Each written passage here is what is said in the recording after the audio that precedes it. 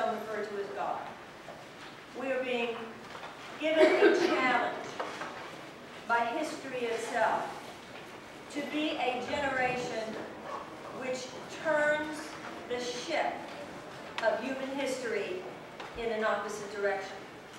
We are here, and we represent, of course, millions of people all over the world who have answered in their own way this call to people from all religions and no religion, from every place in the world, because as I said earlier, this has nothing to do with a particular group of people. This is a calling from deep within the human soul. And it is a calling not just to love, but to love more vigorously. Not just to wish everybody well, but to stand on the ground of a proactive and convictive work by which we lay claim to a possibility for future generations in a way that no generation before us has ever been called to do. We are the first generation in human history for whom the survival of the human race is not a given. No one at this conference, no one in the world can say exactly how to create peace on earth.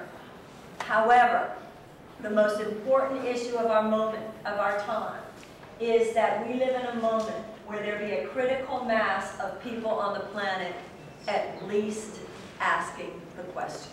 Well, it was because there was not one issue that had to do with war and peace. And so that's not a woman's issue. Ladies and gentlemen, but particularly women, let's get this. In war, it is mainly women and children who die. Yes. It is mainly women and children who die. Whatever thus is true right now in Iraq. And I believe that it is time for us to realize that what is occurring right now, whatever it is, that is keeping the women of the world from rising up and saying in the deepest way, in the most powerful way possible, enough is enough, has nothing to do with what men are not allowing us to say.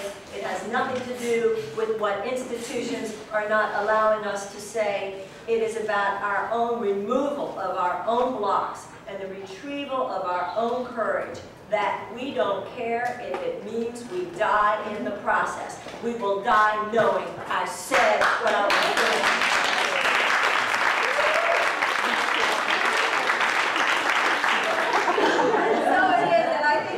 I think this points out something very significant, and that is that sometimes it is our own personal character defects which we have to deal with. It's not enough to say, I want to do this, this, or this. It's that we have to become the people who are capable of doing it. I don't care how smart you are, you're not going to get very far if nobody really wants you on their committee.